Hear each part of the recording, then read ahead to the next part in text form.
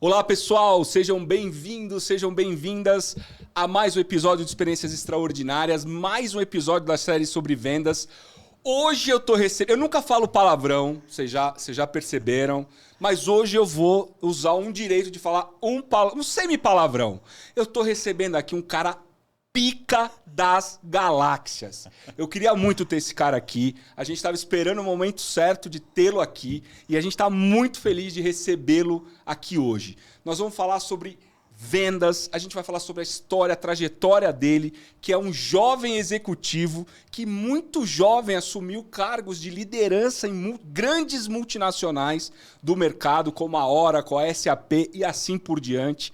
Ele vai falar muito de alguns conceitos que ele mesmo criou de vendas. É um cara que é imperdível. Você tem que ficar aqui com a gente até o final, porque ele vai trazer muita coisa legal. Eu estou falando do Leandro Baran, que é investidor e empreendedor em série, apaixonado por pessoas e tecnologia e especialista em growth e ramp-up de tech startups e scale-ups. Hoje ele tem uma empresa que faz isso, ele vai contar pra gente um pouco disso. Então, melhor do que eu falar dele, é o próprio falar. Baran, cara, muito obrigado por estar aqui. Eu sei que a tua agenda é super complicada. Eu sei que você tem um monte de coisa para fazer da vida. Então, ter você aqui no Experiências Extraordinárias, doando o seu tempo, é uma honra para nós. Então, melhor do que eu falar de você, é você falar de você. Quem é o Leandro Baran? Para quem não conhece, são poucas pessoas, mas para quem não conhece... Para quem conhece também é igual, tá? É isso aí.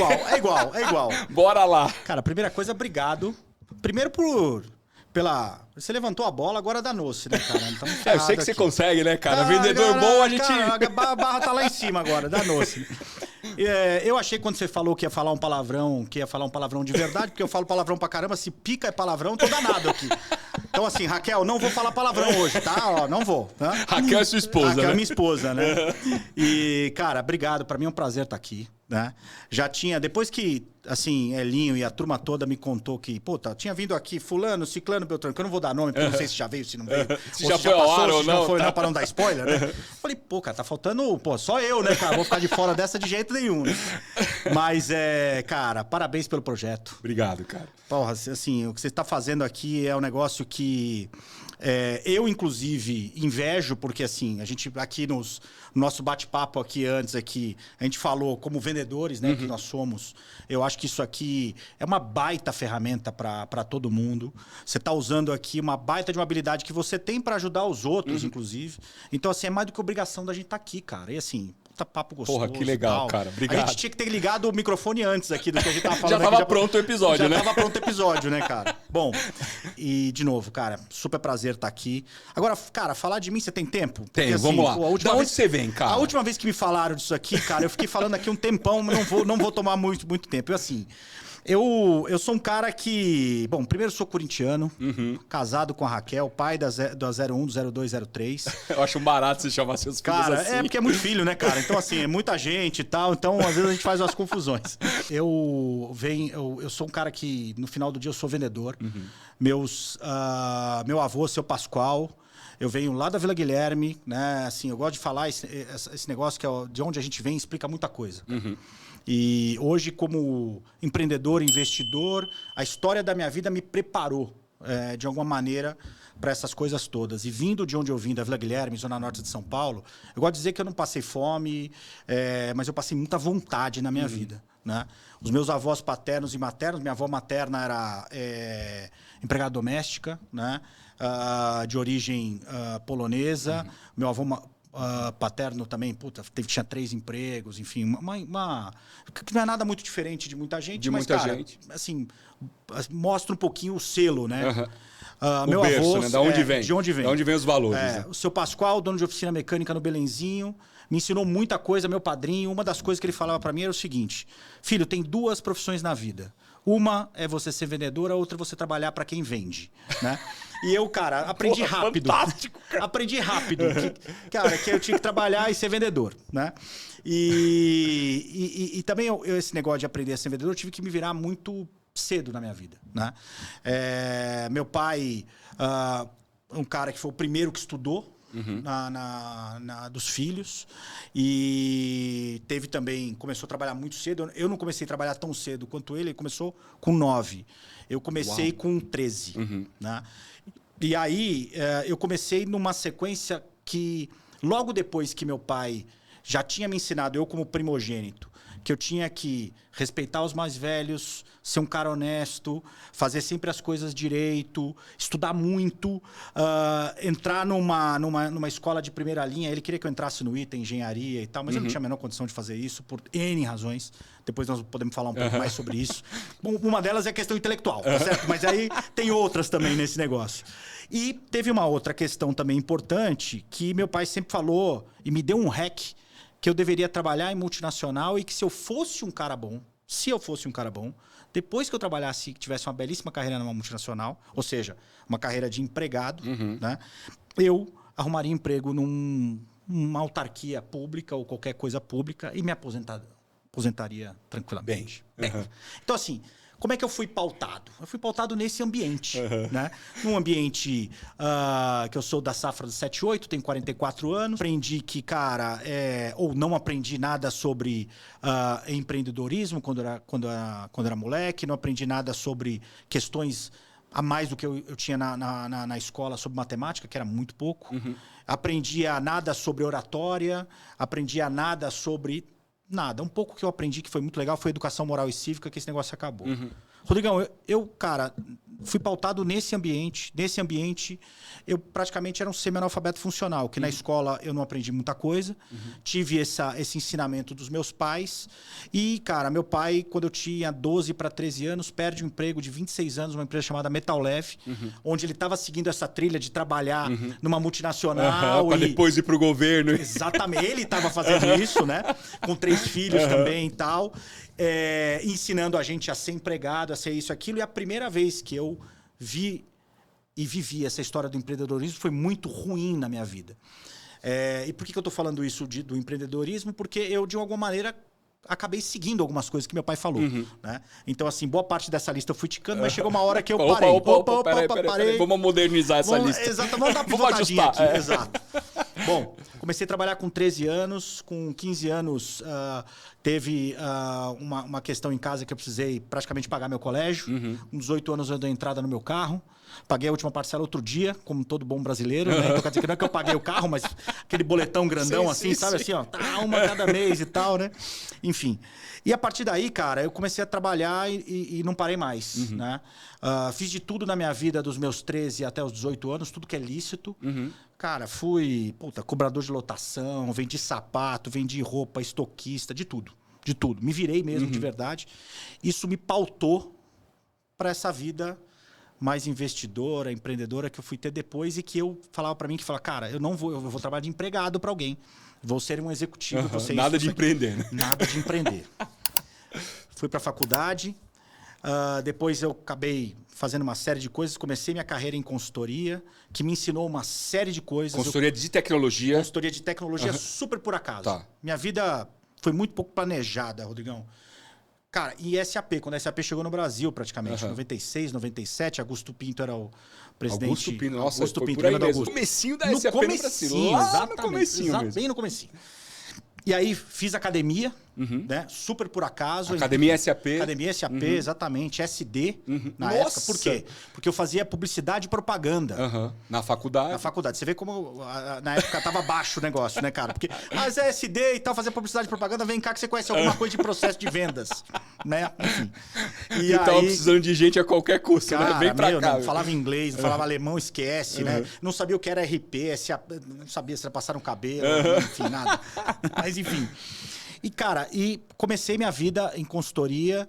Depois acabei indo para esse mundo mais de tecnologia. Quando eu comecei em consultoria, cara, eu aprendi muito a importância de você entender a demanda e o problema do cliente e você montar uma solução para isso, que, de novo, me ajudou pra caramba como investidor e como empreendedor. E a importância de fazer o sell and do, ou seja, de você vender e você também entregar. Principalmente em coisas B2B, onde você vende muito com casos de sucesso, isso me ajudou pra caramba. E me ajudou, inclusive, também nessa questão do que a gente passa muito sobre a questão de venda consultiva. Então eu fui criado nisso. Então, questão de modelo financeiro para você fazer isso. Então você imagina, cara, eu semi-analfabeto funcional de uma pancada de coisas, eu estava num ambiente onde eu trabalhava muito, mas ao mesmo tempo aprendia muita coisa. Tava aprendendo muito, né? Puta, era uma Na idade esponja. de esponjão, Puta, né? esponjão. E pra mim foi, cara, assim, super por acaso e foi excelente em uma série de coisas. Até que um belo dia, eu sempre em consultoria, vindo de onde eu vim, eu me achava importante pra caramba, porque quando a gente tá em consultoria, a gente viaja pra caramba, aprende pra caramba, mas a gente não ganha muito dinheiro, e meninão né? também, né? E meninão pra caramba, conhecendo um monte de lugar e tal, não conhecia nada, né? E até que um belo dia teve um episódio, já que a gente tá falando de vendas, vamos falar como é que foi minha transição pra vendas. Eu não sei se eu contei isso já abertamente, vou contar pra você. Que bom, vamos lá. Como é que me convenceram a ir pra vendas. Eu tinha um pouco de, vamos chamar assim, de... um pouco... Eu era meio avesso a essa história de vendas, um pouco de preconceito, vamos falar assim. Há duas coisas. Há essa questão de, eu sou vendedor e principalmente vendedor de software. Olha que maluco, cara. E aí, como é que me convenceram pra esse negócio, cara? Quando eu falava, não, eu não quero, eu tô bem em consultoria, eu tô bem nisso, eu tô bem naquilo e tal. Porque sempre nessa história, quando eu precisava me virar, eu sempre falava, olha, eu aceito emprego de qualquer coisa, até de vendedor. Né? E, cara, eu ia lá, acabava fazendo bem esse negócio, mas sabe quando você... Eu falo, pô, eu queria fazer alguma outra coisa, isso, aquilo, né? E nessa história em vendas B2B, eu não tinha ninguém que me dava um coach, me explicava essas coisas. E como é que foram didáticos comigo? Um dia me convidaram para uma entrevista, né? E fizeram um hack muito certeiro, né? Eu trabalhava, lembra? Eu trabalhava pra caramba, né? E aí estudaram muito bem o meu perfil e aí falava, puta, esse cara gosta de carro, né? Esse cara gosta de algumas coisas legais e tal. E falaram, olha, antes da gente almoçar, vem aqui tomar um café comigo no escritório. Mas eu falei, puta, eu não quero conhecer escritório, né? E tal. Conta logo o que eu quero fazer. Depois eu fui descobrir o que os caras... Era o plano. Aí, não, vamos de carro, vamos com o meu carro. Aí descemos aqui na Berrini. Descemos no subsolo. A hora que abre a porta, Rodrigão, eu lembro como se fosse hoje. Só tinha nave. Só tinha nave. Eu falei, caraca, cara. Eu falei, mesmo, que parece o showroom do Real Madrid, cara. Como assim, né, cara? Não, esse aqui atende Petrobras, aquele atende a Telemar e tá uma barama, vem cá. E aí que você falou, opa, comecei a entender, aí, eu falei, cara, sério? Tem uma grana aí, Aí eu fui entender essa história, de novo ligar os pontos do meu avô, lá de trás, que eu achava que era o esperto, né? Consultoria e tal. Eu fui ver, cara, que assim, a importância é entender sobre a questão de vendas de verdade em grandes corporações, inclusive grandes corporações de tecnologia. De novo, de onde eu vim, né? Assim, as pessoas vão colocando óculos e dando mais visões para você. E foi assim que eu entrei em vendas. E a partir daí eu não saí mais, né? Você tinha mais ou menos quantos anos? 20 e poucos? Eu tinha 20 baixo, 22, 23 anos. Ou seja, bem lá no comecinho. Bem lá no comecinho mesmo, né? Como eu comecei muito cedo tudo na minha vida, então, puta, eu era um moleque, né? Pra esse tipo de coisa. E que naquela época não é que a gente se acha, a gente tinha certeza absoluta que a gente sabia tudo, né? Tá. Enfim, faz parte da idade, né, cara? Faz parte. Cara, e a partir daí eu não parei mais. Tive muita sorte de, muitas vezes, conhecer pessoas que me deram chances e as coisas foram, assim, acontecendo e eu fui aproveitando essas chances. Como você falou, eu depois caí, assim, no meio de tudo isso, em alguns lugares altamente meritocráticos, né? A Oracle foi um lugar... que eu acabei galgando muitas promoções por também entregar resultado. E você era muito jovem, né? Eu era muito jovem. Muito jovem, já jovem. VP de vendas de uma multinacional do tamanho da Oracle. Eu fui 28, 29 anos, já era VP de vendas da Eu não sei se Oracle. você lembra, nessa época a gente fez uma entrevista. Eu lembro, cara. Tem muito tempo. Você vê, tem 15 anos. 15 anos. 15 anos. Ó, eu falei com você, eu falei com o Pupo, eu falei com... Eu lembro disso. Mais alguém na Oracle. E eu fui entrar na Oracle alguns anos depois. Alguns anos depois. Cara, e eu me lembro de olhar e falar, nossa... Porque eu sou mais velho que você. Eu me lembro de olhar e falar, nossa... o cara é tão jovem, mas, meu, o cara é tão foda, assim, o cara é tão... Eu me lembro disso como se fosse hoje. Na época, tinha, né? Você tinha cabelo preto. Eu tinha cabelo preto também, tá vendo? Então, assim, poucos lugares, assim, poderiam dar, pela meritocracia, tanto exposição e, de uma certa maneira, condição de você galgar esse tipo de coisa, entregando resultados e tal, como aconteceu, por exemplo, comigo, contigo, com um monte de amigos nossos que a gente tem. Então, assim, pra mim, Rodrigão, de onde eu vim, cara, é muito doido, assim, ver esse tipo de coisa acontecendo, né? E, assim, zero planejamento pra foi acontecendo e você foi pegando as oportunidades. Foi acontecendo, cara, assim, foi acontecendo e tal. Eu depois da Oracle, acabei voltando pro mundo SAP, como VP da SAP. Trabalhando na SAP, realmente. SAP, realmente.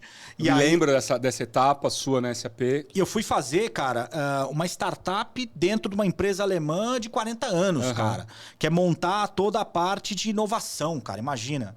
O Verdi, que era o presidente nossa, cara. da SAP, porra, muitos anos, né, cara?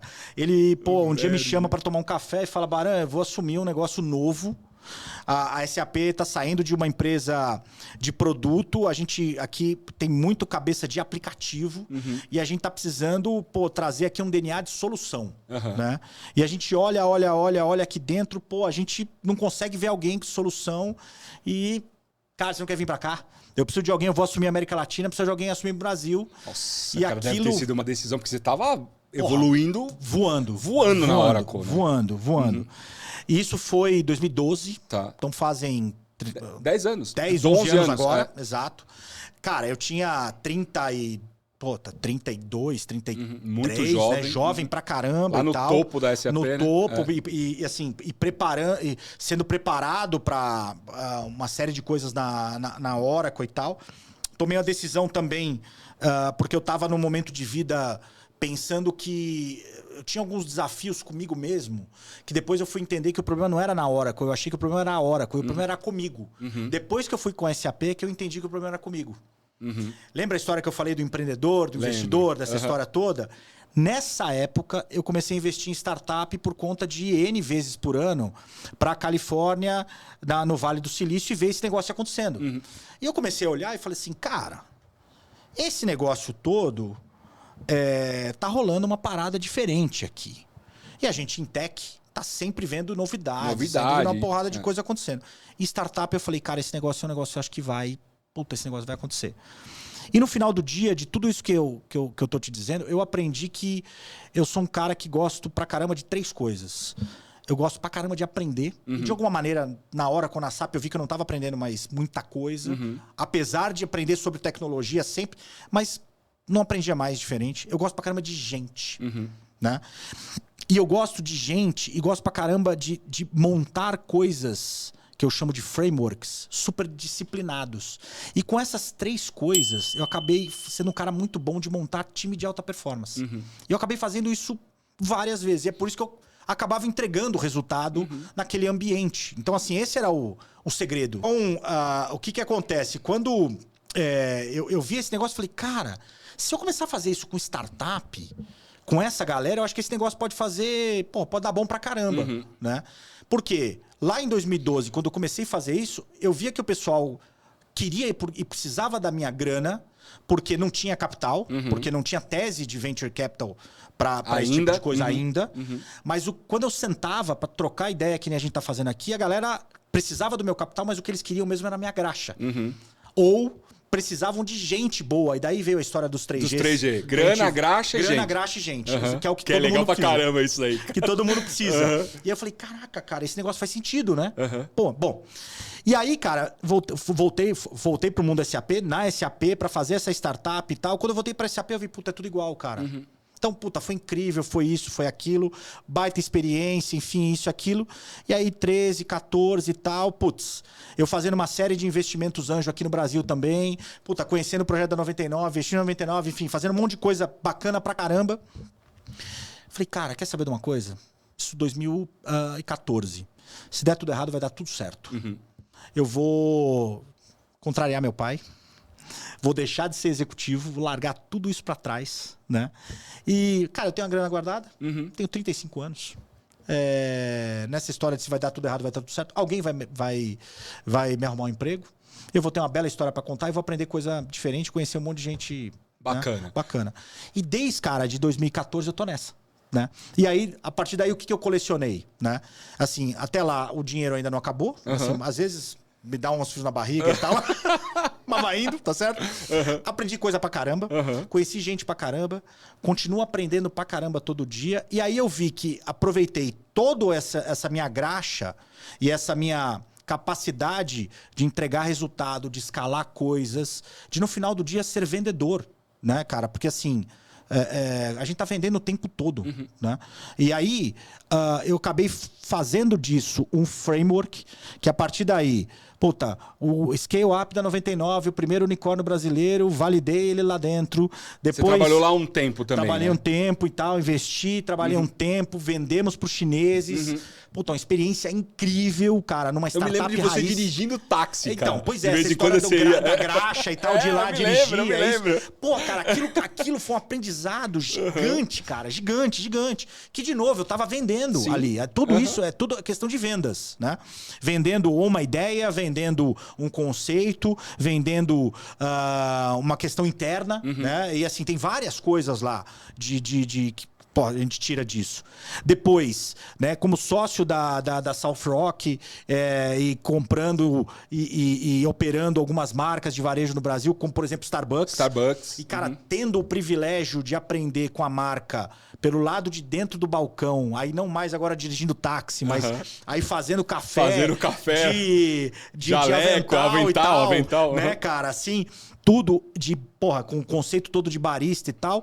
Pô, a empresa que eu já tinha lido o livro do Howard Schultz, cara, puta, 7 vezes até aquele momento, desde a primeira edição, tentando entender como é que uma empresa, que é uma cafeteria, né, com 36 mil lojas no mundo todo, com um negócio que é uma commodity, consegue construir uma das marcas mais amadas do mundo. E que, de novo, tudo que a gente tá falando, nós estamos falando de gente. Aí eu falo, caraca, cara, então essa história de eu gostar de gente, pô, cultura. Aí eu fui aprender cultura de verdade. Quando eu fui olhar de novo para trás, eu vi de onde eu vim, cara, são baitas escolas de cultura, né? Então, tem culturas boas e culturas talvez não tão boas. Que também é legal de viver. Exato. Pra você saber o que você não faz. Exatamente, Rodrigão. Então, assim, cara, então no final do dia, o que eu fiz? Agora na Futurum, com a TGP, enfim, com tudo que eu tenho feito, e eu brinco que agora eu sou um empreendedor, sou um investidor, enfim. O que precisar eu sou, né? Exatamente, cara. Que nem você tava falando aqui, né? Que vocês fazem a gente lava a louça, a gente prega a lâmpada, a gente faz de tudo, cara. Cara, que esse é o grande barato, tá certo? Sim. Assim, eu faço isso hoje com a lucidez, com a melhor lucidez dos meus últimos 25 anos, entendendo o que é o grande barato desse negócio e qual é a importância de tudo isso. No final do jogo, o que importa na grana, graxa e gente, que todo mundo me pergunta isso, é o último G, é o G de gente, né? E a importância de colocar um framework, que é a história do framework dos 3 Hs lá dentro, para fazer esse negócio acontecer, né? E, cara, e que no final do dia, né? Aquilo que meu avô, o finado avô, seu Pascoal, que está aqui com certeza vendo a gente ao vivo, inclusive aqui, né? Sempre falou para mim: 2 profissões no mundo, né? Uma é vendedor. Isso é muito sábio. E a sábio, outra, cara, é trabalhar para quem vende. Isso é muito sábio. E, cara, o que eu faço é vender o tempo todo. Vendi aqui minha história um pouco, né, do que você me perguntou. Por isso que eu falei que tinha tempo. Meu plano era fazer antes. Era fazer com menos tempo, né? Tá ótimo, tá uma história super envolvente, cara. E é isso. Ô, Baran, legal. Hoje você tá lá investindo em startups, ajudando o desenvolvimento dessas empresas. E falando um pouco da nossa área, né?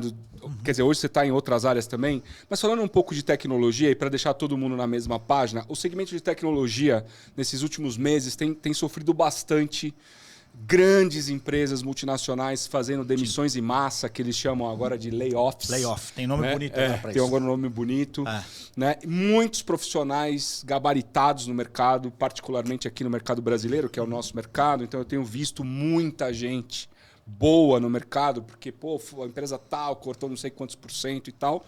E Na contrapartida, eu tenho visto muitas startups contratando. Sem dúvida. Né? Muitas startups crescendo, muitas Sim. startups sendo investidas. Né? Então, a primeira pergunta nesse capítulo que eu queria te fazer você acha que as startups são uma nova e boa opção de emprego para toda essa galera que ficou? E 2, que atributos as pessoas precisam ter para estar na startup? Porque, na minha visão ignorante, eu acho que precisa ter atributos diferentes. Por exemplo, precisa não se importar em lavar uma louça. Exato, Um exemplo, tá? exato. Um exemplo bem básico. É isso. Porque você tem que meter a mão em qualquer coisa. É isso. Né? Tem menos estrutura, muitas aham. vezes e tal. Como é que você vê isso hoje, sendo um dos caras que desenvolve o ecossistema de startups? Sim. Rodrigão, a primeira coisa é o seguinte. Quando acontece uma situação que nem essa, né, a gente pode enxergar isso com um copo meio cheio ou meio vazio. Né? E numa situação que nem... ou de grandes problemas de crises financeiras, ou até uma crise como do Covid, que foi mais do que uma crise financeira, sim, uma crise foi... sanitária, enfim e tal. Quando a gente olha e faz uma retrospectiva disso, uma série de grandes negócios e grandes criações acontecem. E eu, com essa história de aprender e tal, e de ir atrás, sempre fui... meu pai sempre fala que não era à toa que eu era, desde pequena, eu ficava lendo super interessante para ficar vendo essas coisas e tal, né? Então, sempre curioso. Curioso pra caramba. Do ponto de vista antropológico disso, diz o seguinte, que o ser humano, ele acaba indo atrás para se virar, ou seja, de se criar através dessas condições mais difíceis, ele acaba sendo mais criativo. Né? Então, quando você tem, por exemplo, aí você olha... Quando eu gosto de dizer minha origem, é por conta disso. Eu nunca tive abundância de coisas, né? Então, de alguma maneira, eu precisei ser muito criativo na minha vida. A origem da minha família também não, né? Por muito tempo, até a própria questão cultural da minha família foi para sobreviver e não para viver, para aproveitar. Né? Para usufruir, para né? usufruir, desfrutar. exatamente. Né? Tanto é que hoje, quando a gente olha as coisas, algumas coisas que a gente tem, às vezes a gente tem até um pouco de dificuldade de conseguir usufruir. Né? Então, o que acontece? Quando a gente pensa numa situação que nem essa agora, né? A hora que você tem uma complexidade maior, não dá para chamar ainda de crise, mas uma complexidade maior, né? Você acaba beneficiando um tipo de perfil, que é um perfil que eu não gosto de chamar só de startup, mas um perfil empreendedor, né? Que é o cara que ele vai criar soluções, ou como a molecada gosta de chamar, criar hacks, né? Para você se virar. No final do dia, cara, quem é vendedor, cara, de verdade, o cara não morre de fome. Ele dá o seu jeito. Dá seus pulos. Esse é o maior empreendedor que existe, né, cara? Não tem jeito. Né? Então, assim, e aí eu tô falando só de coisas que são coisas dentro da lei, né, obviamente. Lógico. Então, assim, ele dá o seu pulo lá dentro, dentro da lei e tal, enfim, para fazer as coisas acontecerem. Quando a gente vê uma situação que nem essa, eu não tenho a menor dúvida, né, de que existem, sim, muita oportunidade, né, para essas pessoas muito bem formadas, às vezes, no ambiente de grandes empresas. Grandes multinacionais. De migrarem. Eu vou contar o meu caso, que é o... eu acabei fazendo isso na que eu gosto de chamar de Vai Corinthians, né? Então, assim, e por conta disso, cara, assim, primeiro eu não recomendo pra ninguém, tá certo? Não deu certo, não, tá dando certo ainda. Certo, mas, é um processo, né? Mas, cara, ó o cabelo branco, o hardware tá judiado, enfim, né? Então, enfim, é muito risco pra esse negócio. O hardware tá judiado. O hardware judia, cara, não tem jeito. E aí, o que acontece? Eu acabo ajudando muita gente nessa transição, né? De fazer esse plano, porque eu acabei, naquele momento, assim, tinha muito pouca gente que tinha feito esse movimento. E eu, cara, maluco, cara, 35 anos, como eu falei, não foi só quando eu era jovem, quando eu era um pouco mais jovem também, não é que eu me achava, eu tinha certeza. Que eu sabia tudo. E, cara, eu era piloto de companhia aérea de primeira linha, que pilotava Airbus A330, e aí você sai para pilotar um Cessna. Né? E lá que, by the way, você tem que abastecer, tem que mexer no motor, tem que fazer tudo. E no outro, você tem playbook pra tudo. Exatamente. Você tem equipe, você tem, né? Só você tem que meter o cap e tal, senta, né? Óbvio, você tem uma baita responsabilidade e tal, exatamente. mas você tem uma bela analogia. Você tem uma estrutura para fazer isso, né? E é o que eu conto, às vezes, nas minhas palestras e tal. Você comandar um avião e comandar uma empresa é muito parecido. Porque você tem os teus clientes, né, que são os passageiros. Você tem a tua tripulação, que é o teu time. Né? Você tem as tuas cargas. Tem muita coisa que você pode fazer, as analogias. Né? A empresa em si é o avião. E quando você faz o teu plano de voo, é praticamente o teu planejamento. Sim. Então você vai do ponto A ao ponto B. Para ir do ponto A ao ponto B, você precisa ir da forma mais rápida, da forma mais econômica e principalmente da forma mais segura. Para quem? Para todo mundo. Pra todo mundo. Né? E quando você levanta voo... Excelente analogia. Né? O que acontece assim que você levanta voo? O avião não vai em linha reta. Mesmo que você mapeou que vai ter vento, que isso e aquilo, o avião ele vai saindo da rota. Com as empresas são assim, né, Rodrigão? Quantas vezes aconteceu com a gente? É verdade. Quem que previu o Covid? Não vou nem falar de Covid, mas qualquer outra coisa. O layoff agora, vai. Layoffs, ou o cara sobe, desce o dólar, ou isso, aquilo. Alguém vai lá e fala uma besteira. Acontece Ou o caso Americanas. Caso Americanas. Puta exemplo. Cara, entendeu? Quem é que arrebenta imaginar com todo isso? mundo. Arrebenta com todo mundo. Cara, tem gente lá que tem 40% da venda. Sim. Puta, quem que ia pensar? Bom, enfim, né? Cara, o cara levantou voo, ele tem que o tempo todo colocar o avião de novo no prumo, para que ele consiga chegar da forma mais rápida, mais econômica e mais segura. Nós, como comandantes da empresa, é a mesma coisa.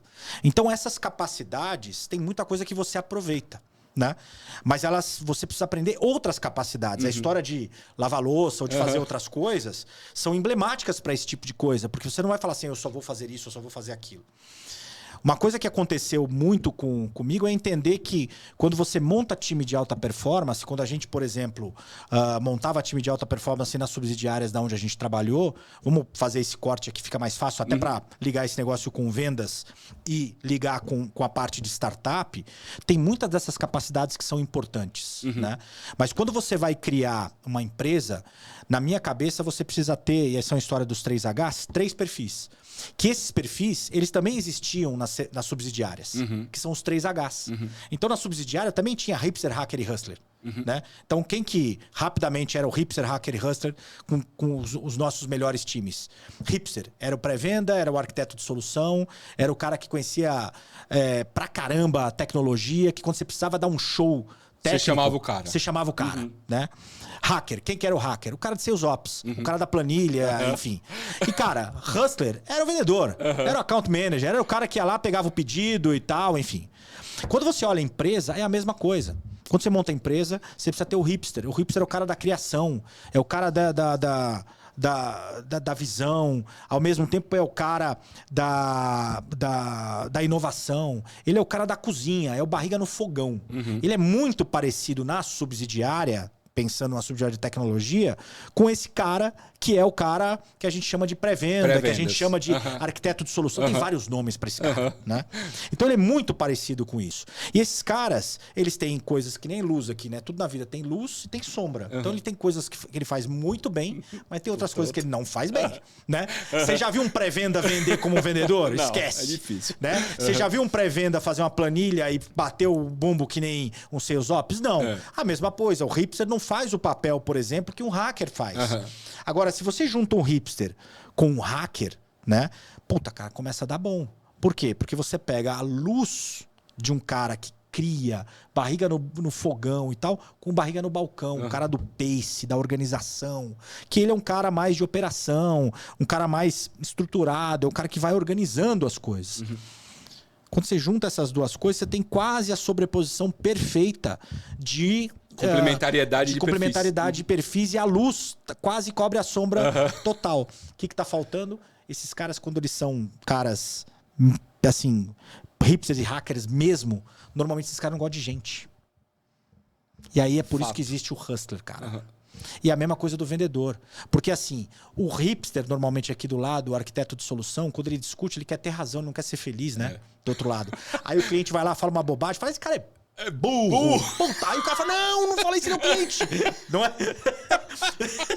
É exatamente. Não. A solução vai... Não. Puta, atende. Não pode falar isso. Tá, atende assim, mas como que ela pode atender, né? Exatamente. Desse jeito. Então, assim, aqui é a mesma coisa. E o que o hustler tem que cuidar? Ele tem que cuidar de gente. Que tipo de gente? os clientes para vender o produto e serviço, os parceiros e os fornecedores para 1 mais 1 dá 2, 3, 4, 5, os investidores, porque eu preciso vender a empresa, preciso captar dinheiro, preciso me conectar com o mercado, enfim, e investidor, cara, eu sou investidor também, cara, e tem investidor, cara, investidor é chato pra cacete. E tem que cuidar, cara, não tem jeito. E, não menos importante, os colaboradores, para atrair e reter os melhores talentos. E a mesma coisa aqui dentro. Normalmente, quando você sobe aqui, os melhores VPs de vendas são caras que são ótimos hustlers, que conseguiram se formar com hard skills de hackers e que tem bons conhecimentos hipsters. Porque não dá pra você pegar esses 3 perfis e falar assim, eu sou bom pra caramba nas 3 coisas. Porque no máximo você vai ser um pato. E um pato, cara... Não voa. Ele faz as 3 coisas, mas não faz nada direito. Tá certo? Sim. E isso é básico numa startup. Na startup você precisa ter foco. Então, assim, quando a gente pensa em empresa grande, a empresa grande ela já é preparada com o playbook desse jeito. E muitas vezes empresa pequena, por conta disso que todo mundo tem que fazer tudo. Chega uma hora que as coisas principais você tem que separar. E como é que você separa? Em trilhas hipsters, trilhas hackers e trilhas hustlers. Genial, cara. Entendeu? Genial. Então, entendi. Então não é que você tem que simplesmente falar assim, porra, cara, eu sou o Rodrigo Marcondes, que eu sou foda em vendas, cresci em empresa, fui CEO disso, VP daquilo, cacete e tal, e que agora eu vou chegar aqui, vou lavar o chão, vou isso, aquilo. Opa, calma. E você já começou fazendo isso aqui. Com a Elis, com a turma e tal, você já foi encaixando. Por quê? Porque a gente foi criado desse jeito. Exatamente isso. É meio... Tá incorporado no nosso DNA. Rodrigão, eu não fiz nada do que pegar e escrever esse negócio num framework, cara. E falar assim, ó, tá vendo como é que é? Ah, pô, então era por isso que era assim, é. Então você faz o depara pra cá. E segue a trilha. Entende? Então, assim, aí você vai montando esse frame. Então, a hora que você entende os 3 Hs, aí você monta o tripé de planning, de cadência e de rituais, que era o que a gente fez o tempo todo. Bota a meta, monta as esteiras de execução. Isso daqui tem que estar apoiado pra caramba em cima de pessoas e de cultura. A partir daí, você monta os 2 pilares, que é o que todo mundo chama pra eu fazer. Baranha, eu preciso fazer uma máquina de vendas. E que essa máquina de vendas tem que ter uma estrutura de gestão, de governança e compliance ferrada. Beleza. Mas se você não fizer o meio aqui, não adianta. Não vai funcionar. Tenta pensar... Fica oco. Exato. Pensa de onde a gente veio. Das escolas que todo mundo estuda e tal. Não é sempre assim? É sempre assim.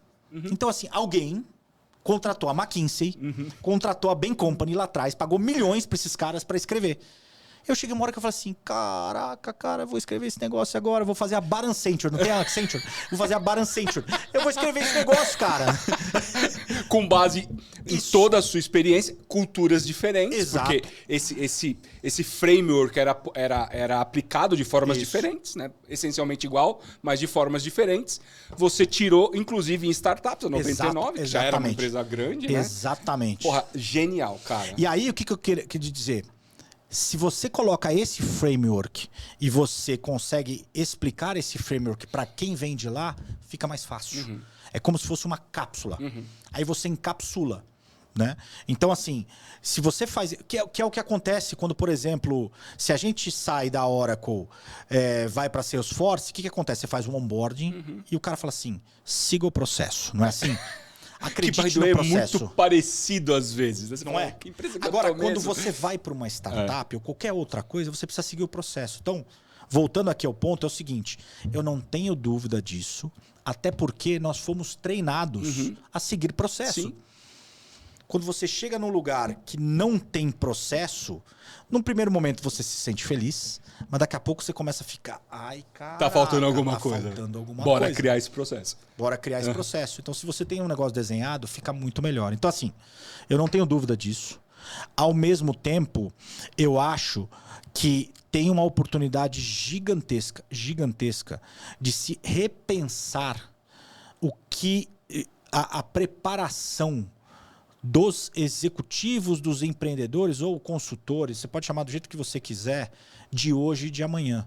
Baseado nesse novo pensamento, que é um pensamento menos olhando para o passado e mais olhando para o futuro. Eu não estou falando nem de tecnologia, eu estou falando, na verdade, de se juntar hard skills e soft skills corretos para se desenvolver nessas trilhas em si. É nisso que eu acredito. E eu acho que isso é uma oportunidade gigantesca. Ô, Baran, já começando a dar um contorno de encerramento nesse papo maravilhoso, eu tenho algumas perguntas ainda para te fazer. Imagina que as pessoas que estão ouvindo a gente são profissionais de vendas que talvez estejam aí procurando trabalho ou gestores que talvez queiram contratar profissionais de vendas. Como é que você contratava essa galera toda que você teve, pessoas que hoje estão aí no mercado, espalhados, super evoluídos, aí dando certo, executivos e tal. Que tipo de atributos você buscava ou busca hoje quando você está lá e vai contratar lá para uma startup que você está investindo ou está dando coach, mentoria? O que você busca nas pessoas de vendas hoje? Cara, a gente vem de uma época, Rodrigão, eu precisava hackear o sistema. Porque nessa época, lá atrás, a gente precisava contratar muito hard skill. E eu sempre fui um cara meio teimoso com isso. Muitas vezes eu contratava soft skills.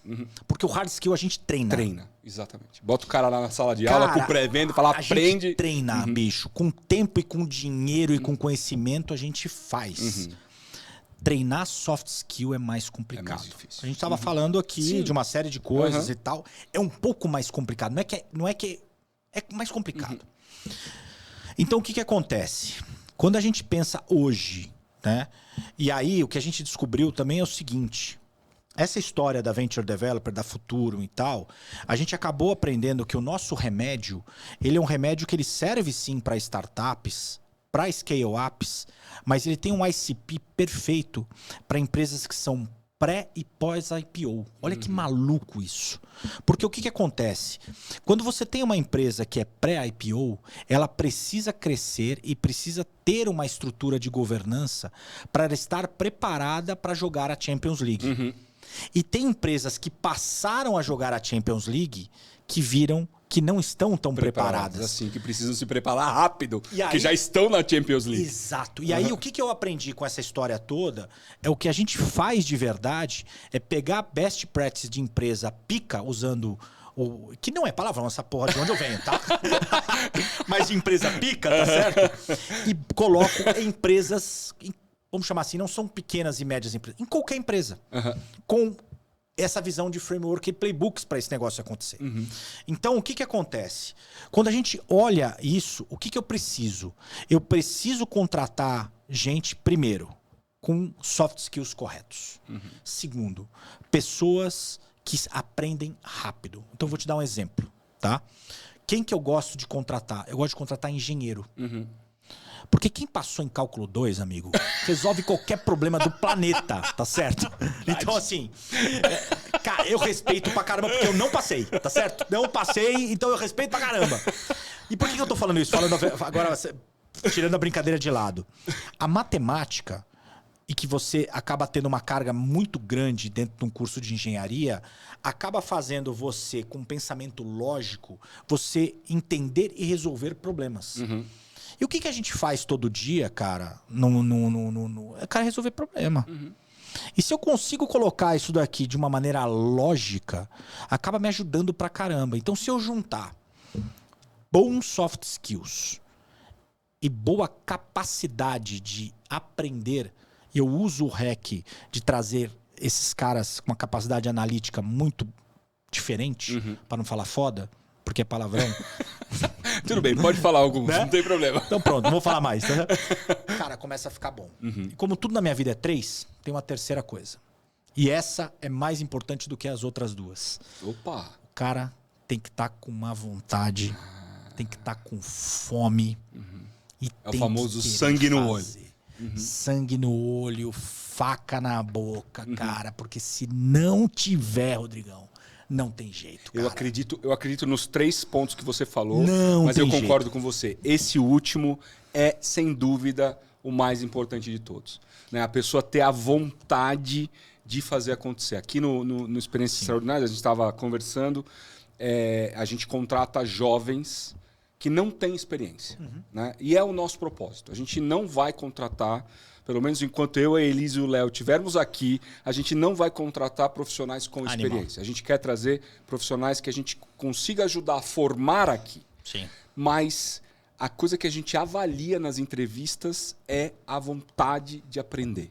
É a disponibilidade de aprender. É a fome de querer essa oportunidade de estar com a gente aqui. É o ponto mais importante. Obviamente que a gente avalia os outros soft skills também. E hard skill a gente treina. E, cara, tem dado certo. A gente tem conseguido atrair jovens talentos com essa característica. Sim. E que um mês depois que está aqui, a gente olha e fala, caramba. Sim. Né? Já está editando vídeo, já está mexendo em mídia social e quando entrou aqui não sabia fazer. Exato. Né? Então, eu concordo plenamente com isso. É o seguinte, eu já vi caras... E, cara, de onde a gente passa, a gente esbarra com o nego brilhante, né? Sim. Muitos. E eu já vi um desperdício de brilhantismo, Rodrigão, assim, de você olhar e falar, cara... Por quê? Porque o cara não tá mordendo os beiços, cara. O cara não tá com vontade. Isso serve no nosso meio, serve no futebol, serve em qualquer coisa, qualquer profissão. E principalmente quando a gente está falando de alta performance. E você vê que eu falei muitas vezes alta performance porque nós estamos inseridos num negócio de alta performance. Então não dá para a gente não levar em consideração esse tipo de característica. Você pode ser o cara, pode ser assim, se você não tiver com vontade, não adianta você ser o cara da Poli, do ITA, como era o sonho do meu pai, enfim, e outras coisas e tal. Não adianta. Ou você ter o melhor soft skills, esquece. Você tem que estar com vontade. Mas tem que estar, falar, cara, eu quero fazer esse negócio. Porque aí você... Aí é matador. Meu amigo, mais uma vez... Obrigado. Que honra ter você aqui. Obrigado por dividir esse conhecimento. Obrigado. Eu espero ter você aqui de novo em breve. Estarei, com certeza. Legal. Obrigado. Pessoal, mais um episódio fantástico. Mais um capítulo dessa série que a gente está produzindo com essas feras da área de vendas. Ajuda a gente a levar esse conteúdo para o máximo de pessoas que a gente puder. Dá o like nesse vídeo, é importante para nós. É assim que o YouTube vai entregar esse conteúdo para mais pessoas. Salva esse vídeo, compartilha com o teu grupo. Pega um pedacinho, compartilha com o pessoal. Ajuda a gente a levar esse conteúdo para o máximo de pessoas que a gente puder, que é o nosso compromisso aqui no Experiências Extraordinárias. Tá certo? Fiquem bem e até o próximo episódio.